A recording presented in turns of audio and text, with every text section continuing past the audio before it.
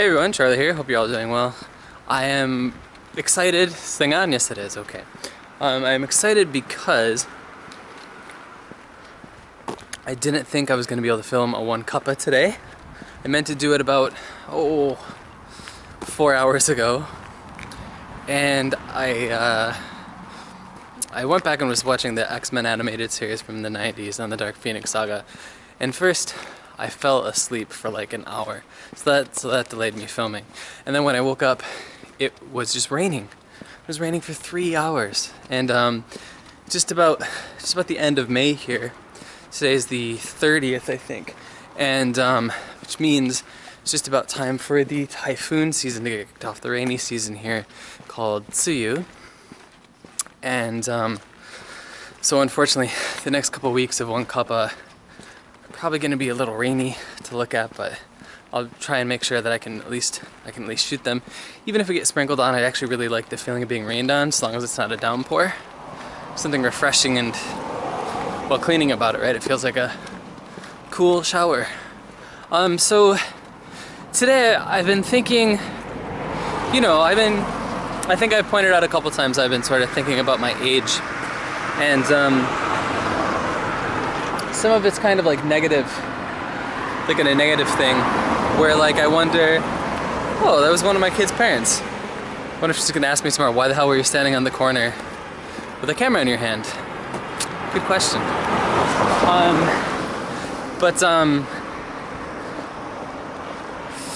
I've been thinking about what it's gonna mean for me when I become a parent. And I say when because I'm hopeful that I will be able to that I'll be able to find somebody, and someone will find me equally suited for them to hopefully have a long, healthy relationship with and make the babies. So let's go this way. I smell whatever that plant is that basically smells like well, there's no nice way to put it. Ejaculate, human. presumably human. Awkward, but and actually kind of coincidental timing, I guess, considering what I'm talking about. Anyway, that's terrible. Is this 3 old dudes? No, but anyhow, so I've been thinking about this, and I've been thinking about the things I would do when I'm parenting, how I'm gonna be able to deal with kids, because of course, as you've seen, I love my kids that I teach. Wow. I love my kids that I teach, but at the end of the day, they go home, right? Like I can just be like, bye. And so I've been thinking about that, but I guess the thing that really brought this up was that this will be something I cover during next week's, I guess technically this week's Japan This Week, is there's that story, unfortunate story out of Hokkaido where these parents hoping to punish their son and teach him a lesson for something. I think he was misbehaving or something to that effect. They left him alone in the woods, and their story was that they only meant to leave him there for 5 minutes just to sort of put the fear of God into him now, or put the fear of God to him then. Unfortunately, what happened is that when they went back to find the kid was gone, and I think now is the 3rd day of them searching. It's all over the news, of course. Now, let's take a second. This is a huge local garden. It's just about, as you saw when we started the video, was when we left my apartment. This is really close by, and when I walk to work instead of biking, this is how I come. And I think this is split into 3 allotments that people work, but you can see there's corn, tomatoes, beans, flowers, onions, lots of different stuff. And then over here is a very small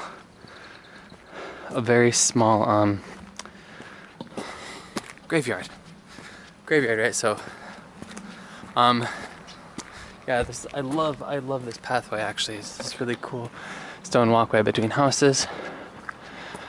And then of course up here on my left is the allotment, another allotment, I should say. So anyhow, now the problem is, right, of course, now the kid's missing, he's gone. And it's problematic. Like maybe the kid just wandered off, and best case scenario, they find him. Maybe he's a little shaken up because he's dehydrated, or you know, he's nutrient deprived because he hasn't eaten in a couple days. That's the best case scenario. And probably he's gonna have some abandonment issues, speaking from experience, with his parents. Now, there's just tons and tons of bears. Like, this area is really famous for the number of wild bears that live there, and so there's also the worst case scenario. But the thing it makes me think about is that I see a lot of reactions to this that say immediately that the parents are, look at these cool old wooden houses. I love this sort of aged black wood sort of look. And you know, a lot of people immediately want to say that the parents are doing the worst thing ever to the kid.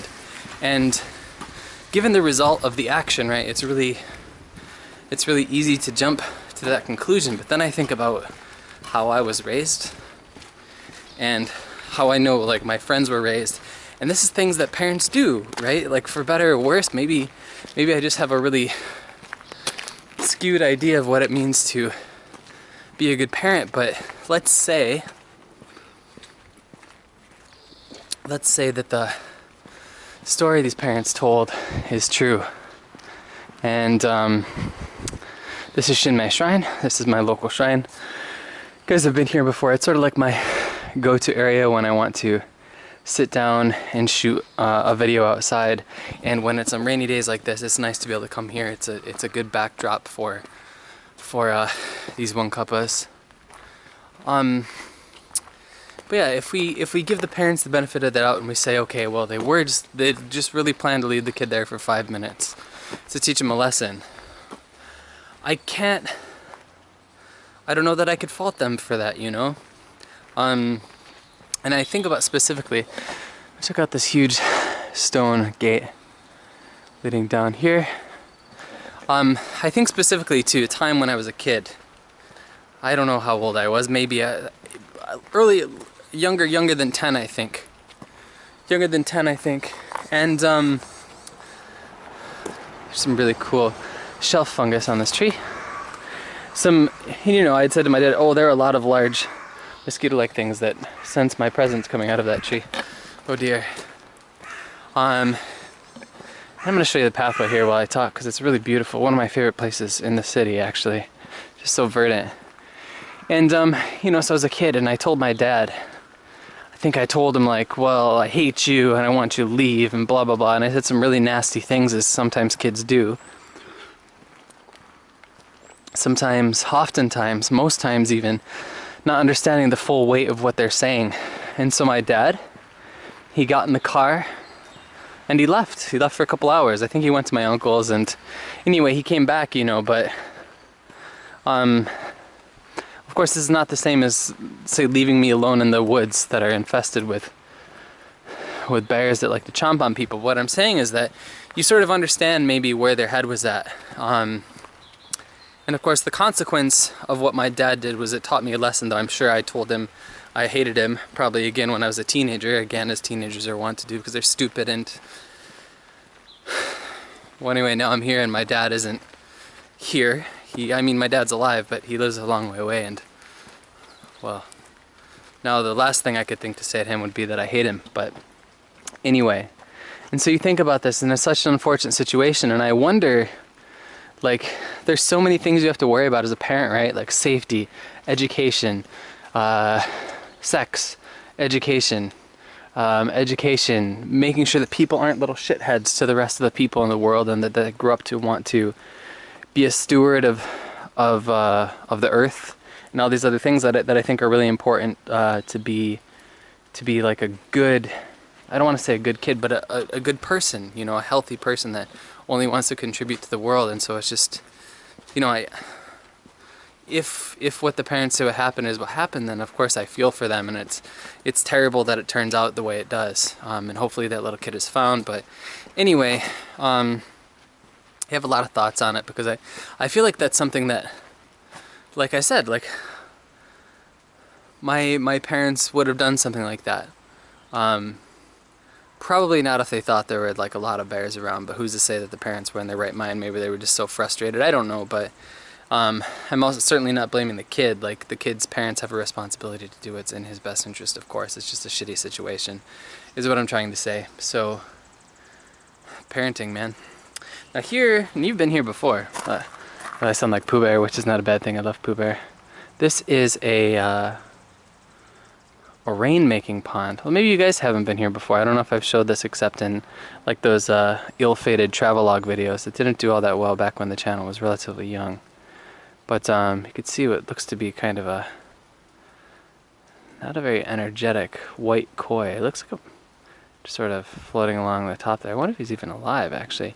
But anyway, it's a rainmaking pond. And back in the day, the priests of Shinmei Shrine here, which you can see just ahead there, would come here to do rainmaking rituals and ask for rain and for a healthy harvest and everything.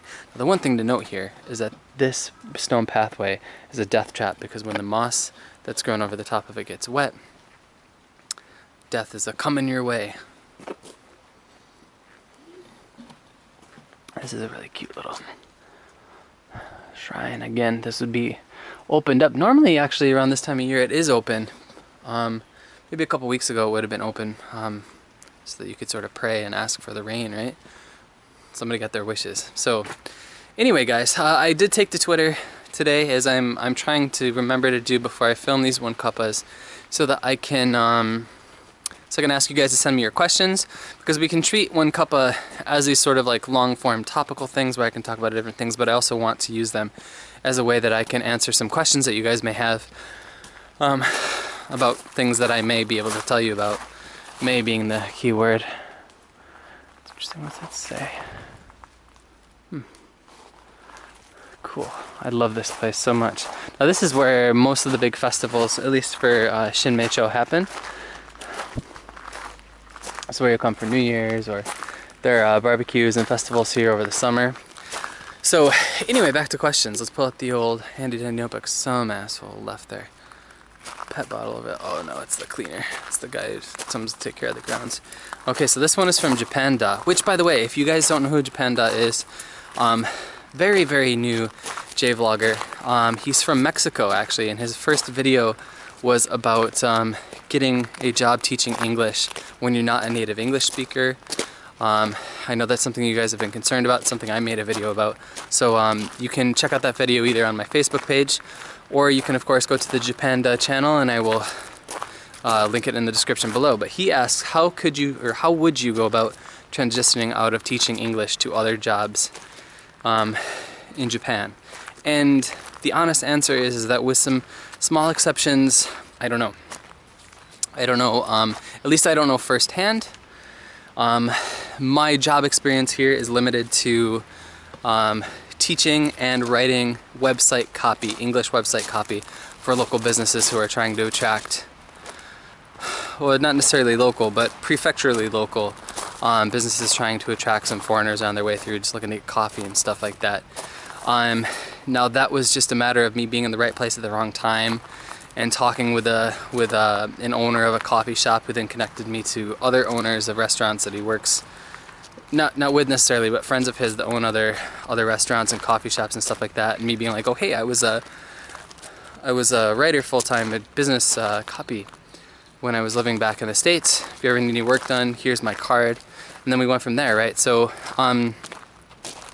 really, it seems, and just from the little first-hand experience I have and talking about the second-hand stuff. Now this is really cool. All the spider webs, collecting all these trapdoor spiders. Yeah, ooh, look at him. You can see him sitting in there. Creepy. Sorry, Jam Entertainment, if you watch this. I know you're not a fan of spiders. But what that point illustrates, and pretty much what seems to be the case for third parties too, is that you just have to get out in the world and make connections with people. You obviously have to be qualified to do things. Make connections with people. Show them some of your past work. If you haven't had any past work, fake it. You know what I mean? Like, make up an example of what you can do and show people from there. But other than that, I'm sorry, I can't really answer the question beyond writing work, you know. I'm trying to think who would be a good idea to look. Maybe Charla in Japan would have more would have a lot more knowledge on that subject for you, because I think she works. I think she does translating for movies, right, for subtitles, which is really awesome.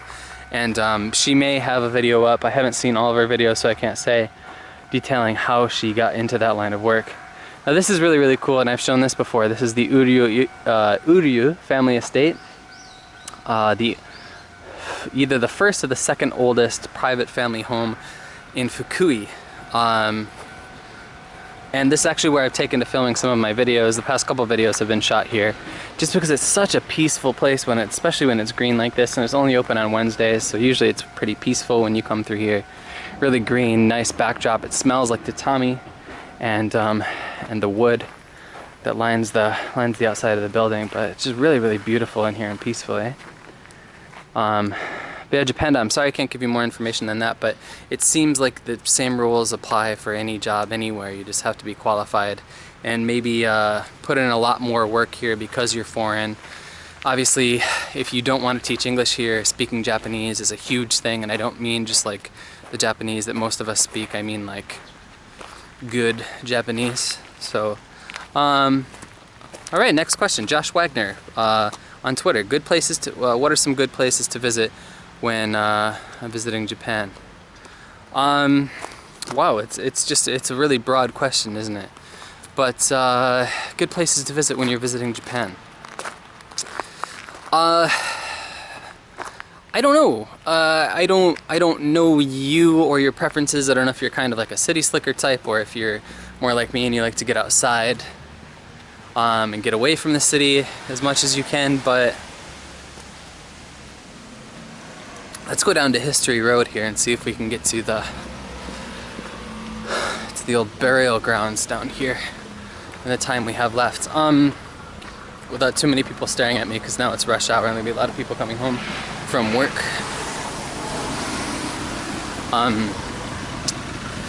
Places to visit in Japan. I would always, if there's one of sort of the big tourist cities that I think you should go to, I would always say Kyoto.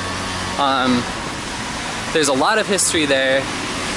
There's good food there, though I think Osaka has Kyoto beat as far as food goes, depending on what you're looking for. But just the amount of history and sights you can absorb for relatively cheap too. Like you can get a hostel in Kyoto, like a really nice old ryokan, for like 5,000 yen a night per person. And just a little bit more expensive if you want to take in their meal in the morning. So there's that, but I wish I knew more what your tastes were. But I would also, if you are an outdoors person, I would say, if you have an extra week, bring a pack with you with the correct stuff, and hop on one of the main trail outlets, whether you're talking about the Nakasendo, the Tokaido, some others, the Tokaido Nature Trail, the Chubu Hokuriku Nature Trail, which is actually one of the largest trail systems in the world. And you don't even have to necessarily want to be the type of person, right? Because let's be honest, like, you have to be like a certain kind of weird. Like, we're all kind of fucked up and crazy in our different ways, but you have to be a certain kind of weird to like long distance hiking. It's a lot of being in your own headspace and sort of talking with the world around you versus talking with other human beings. So, but you don't necessarily have to be all about that. You can, there are so many stories and so many people that I met that most of them I've never talked to again, right? That I met while hiking. But just, man, the experiences, and you come to understand, first, it's a really cool way to experience the different prefectures, and see like their little quirks and differences and how the language varies from place to place and stuff like that. But also, it's just the people you meet and the interactions you have, the generosity, and the onsens and the food and the language and all these other things I've talked about. Yeah, that to me, That's me is why I will always recommend to people to strap on a pack and go. Absolutely. Triangle. What is this place? I don't know. Just called Triangle.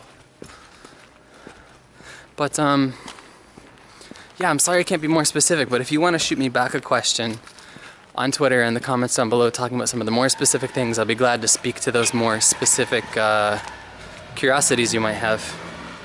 Alan, whose name is now being spelled Alien, or Alien, depending on how you want to pronounce that AI.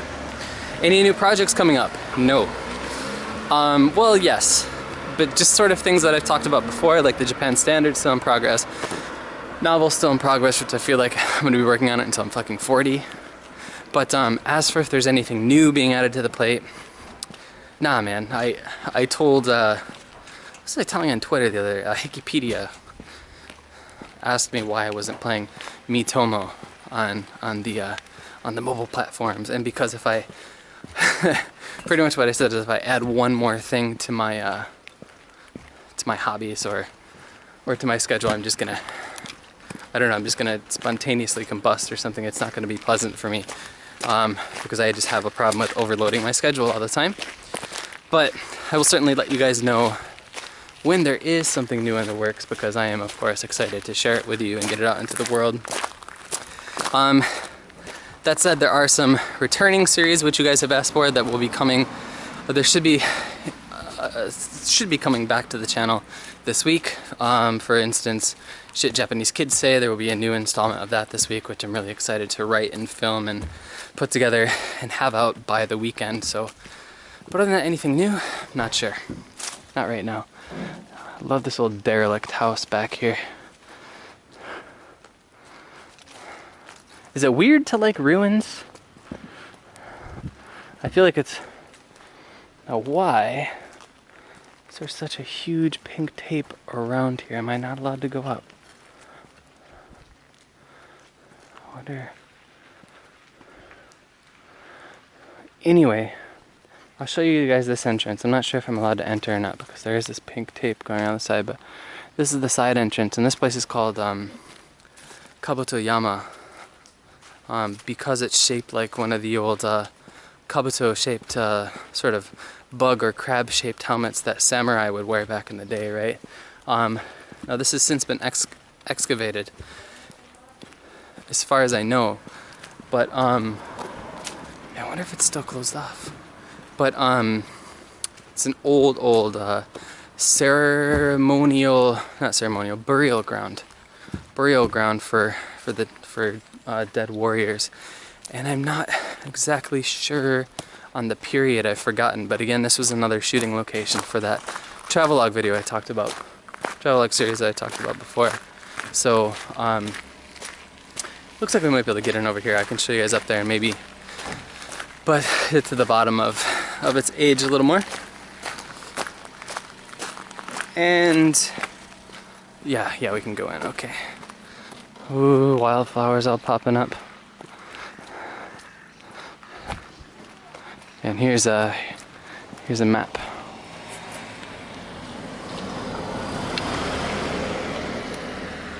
Kabutayama Kofun. And this is a nationally recognized sort of cultural heritage site, which is pretty cool. Man, these flowers smell amazing. Nice and sweet. Nice and sweet. I love this place too. People are here walking their dogs and whatnot. There's another garden. One of the things that I love about living in the countryside, before I get back to your questions, is that everybody, not everybody of course, hyperbole, deal with it. Oh, spider webs, god damn it. But a lot of people, many people are always gardening. And what happens, because I'm selfish and I'm a chubster McGrubster who likes food, is that a lot of my kids, they just have so many vegetables that their parents or grandparents have grown, they will bring me vegetables. Like I got a bag of fresh spinach and Oh my god. Oh no. Oh no. Those, did you know if you heard those?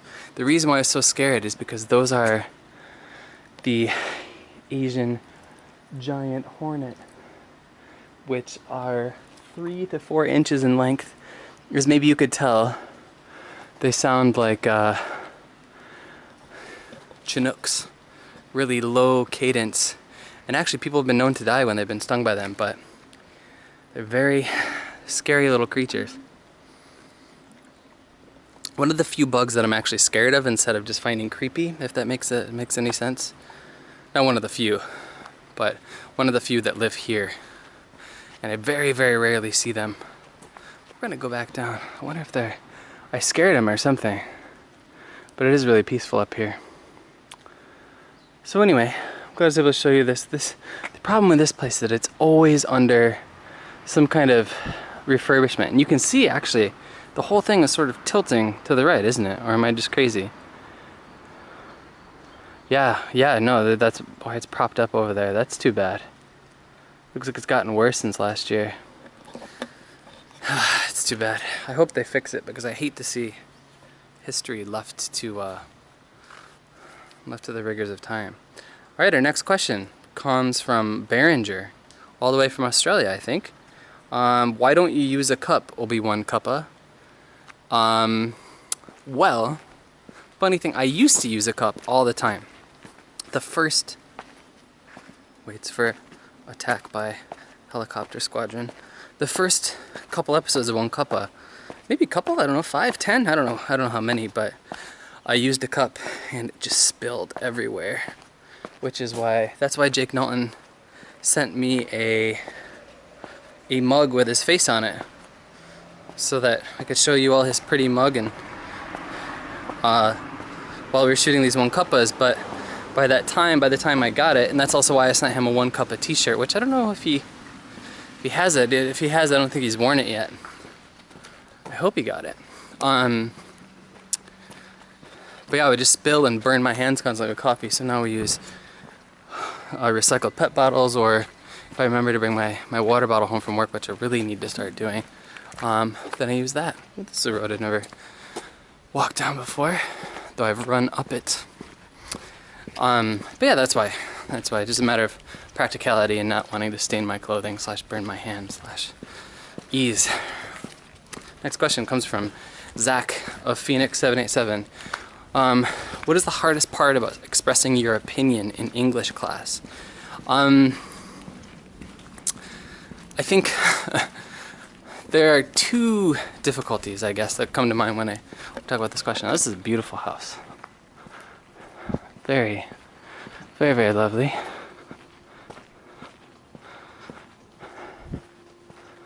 You know what I love? The smell of dirt and wood and tatami mat. You get the dirt from the plants and from the humidity in the air, and then the tatami and the wood, of course, come from the aged house. Beautiful, man. So the 2 things that spring to mind when I think about the difficulties in expressing my opinion. The first, of course, is just the actual act of being able to express your opinion, right? Like,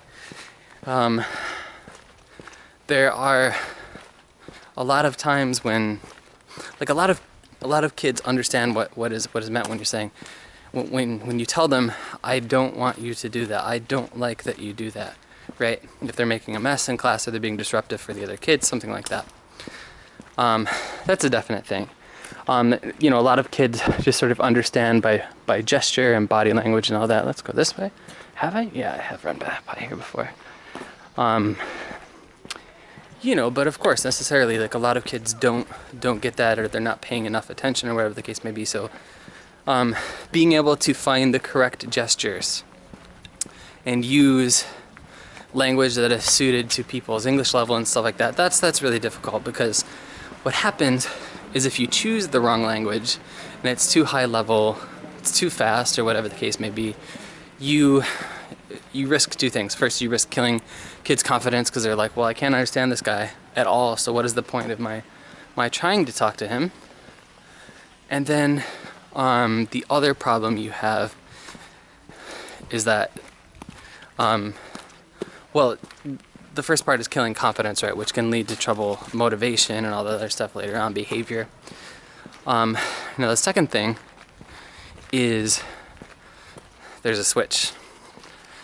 There's a switch that goes off, and it happens with me, maybe it's happened with you guys if you're studying Japanese or another second language, but even when I'm actively trying to focus, there is a point when I've heard so much that I don't understand, that sort of my brain is like, okay, and you feel it like try and switch off, and you have to be sort of mindful of it so you can make sure it doesn't happen, which means it's tiring and all this other stuff.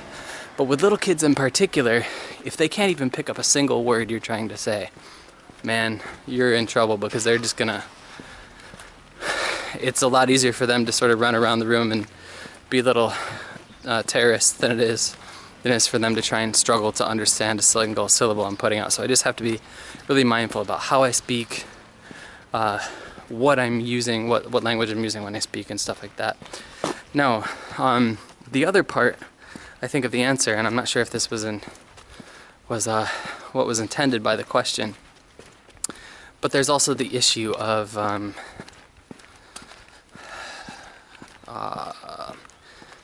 tiptoeing around your opinion, I think. In a perfect world, I could express my opinion to students, to parents and stuff like that, to my employers, without there being any sort of retribution. Whether that is conscious retribution or not, but right, because back home in the States, if you're screwing around in class, or you're not doing your homework and you're not focusing, you basically take that kid aside and be like, look it, you're holding back your class. If you were wondering why this is so hard for you, it's because you don't give a crap. Like you would tell the kid the way it is. At least when I was a kid, that's how you dealt with it, you know. But now, man, you know, now there is sort of like the thing in the States where if the teacher would do anything like that, then the parents are going to be read the riot act by the school and stuff like that. So there is definitely that problem. But here, there's the issue of trying to tell people what I want to say without directly saying it. Like I can basically say the same thing to the kid, like, you know, if you want to improve, then you have to improve your attitude, or you need to stop acting this way because you're ruining it for the rest of the class. There has to be like a finesse to it, I guess, as opposed to just being super blunt. That's definitely a problem. Or not a problem, but it's definitely something I need to get used to dealing with. And I'm still not completely used to it, because if I do sort of I don't know, how should I say it, like brute force the issue, then there's a very real chance that the parents will be offended, or I'll sort of kill the kid's motivation and confidence, or get my boss pissed off at me. Some combination therein, you know, and of course none of those things are really desirable. So yeah, I think that about answers that. And last thing, which is good for our timing, Andy Zermansky. And I'm sorry, I know some of you guys have asked me not to go near roads, but the thing is, the way roads work is that sometimes, we can cross over here, that sometimes to get where you want to go, you have to use roads. Smart quote 2016, Charlie Hayward, right there.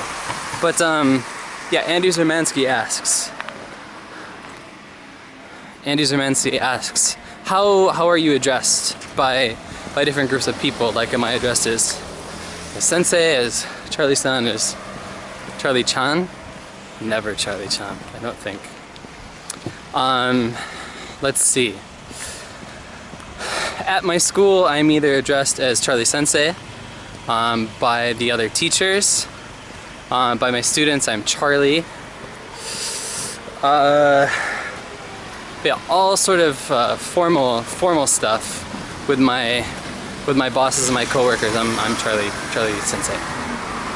When I go to sort of official governmental things that I have to do too, like if I have to go to immigration or something like that, they don't even call me Charlie Sensei, they just address me as Sensei, which actually I really like. It makes me feel kind of like, I don't know, it's cool to have a title, you know? Yeah, it's cool to have a title like that, but in the cases of my friends, it depends on the group of friends, right? Just like any place else, like the nicknames you acquire, what people call you, like, so my friends from college jokingly started calling me Cha-kun. And I mean like 10 years ago when we were all studying abroad together, they started calling me Cha-kun, and I've heard that one a bit. I've heard Teachin, and yeah, but usually the most common name, people just call me Charlie or Charlie-san. But again, it depends on the level of formality, of course, right? So I don't have any, nobody's ever called me sama except when okyaku-sama was being used, there's that. And I'm trying to think because I'd really like to know, nobody's ever called me dono, that's never happened. And of course there are names that I've been called by like girlfriends, other than ugly bastard and things like that I've been called, but those are, you know, those are a matter of private interest. Well, I have mentioned one already before, so I might as well bring it up. I have been called Pusang, particularly when I was still a little chubby, as you can see, right? Got a little ant hills for man breastises. I don't know how we got here, but anyway. But particularly when I was chubbier, I met this girl who was really into poo, and we did it for a little while. And anyway, she called me Poo as a nickname, Pusang. So that's now out there in the open. Probably going to regret it. But yeah, woo, almost death. So on that note, I'm just stuck between a rock and a hard place at the moment. It's a school over there, school over there. It's a playground right here. I figure if I can just follow the rule of not being a creep for people, I'll be good to go.